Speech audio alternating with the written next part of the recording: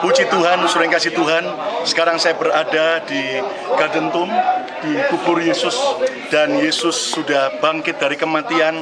Dia sudah bangkit dan dia sudah menebus dosa saudara dan saya. Dia Tuhan yang hidup, dia juga Tuhan yang bisa menolong, menyelamatkan kita semua.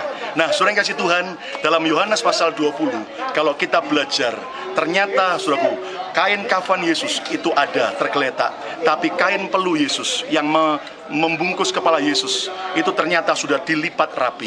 Dan menurut tradisi Yahudi, bahwa seorang tuan yang makan, kalau sampai kain napkinsnya, kain itu dilipat rapi, berarti pertanda bahwa dia akan datang kembali. Tapi kalau dibiarkan berantakan, berarti pertanda bahwa dia sudah selesai. Nah, saudara yang kasih Tuhan, Yesus sudah selesai menyelesaikan tugas karya keselamatan, tapi dia pasti juga akan datang kembali kedua kalinya.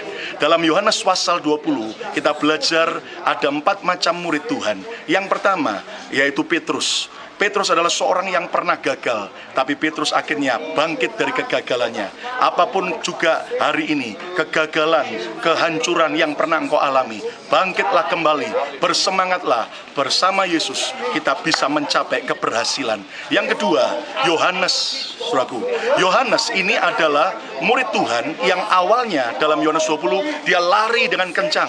Tapi ternyata ketika di depan kubur, dia berhenti, dia stop, dan dia tidak ikut masuk ke dalam. Setelah Petrus masuk, barulah dia masuk. Yohanes adalah gambaran daripada murid Tuhan yang awalnya semangat ikut Yesus, tapi akhirnya berhenti di tengah jalan. Jangan sampai saudara kita berhenti di tengah jalan, setia ikut Yesus sampai akhir hidup saudara. Yang ketiga, yaitu Maria Magdalena, gambaran murid yang berpraduga buruk, berprasangka buruk. Ternyata Maria menyangka Yesus itu adalah tukang kebun yang mencuri mayat Yesus. Padahal tidak demikian. Nah, saudara yang kasih Tuhan, jangan pernah berpraduga yang jelek. Rancangan Tuhan adalah rancangan selalu damai sejahtera, bukan rancangan kecelakaan. Percayalah, di balik masalah saudara, ada blessing in disguise, ada berkat terselubung yang Tuhan berikan buat kita semua. Yang keempat, kita belajar dalam Yohanes 20 dari yaitu Thomas, murid yang ternyata ragu-ragu. Kenapa dia ragu-ragu? Ternyata karena Thomas tidak hadir dalam perkumpulan, dalam ibadah yang dilakukan oleh 10 murid Yesus yang lain. Itu membuat akhirnya Thomas ragu-ragu.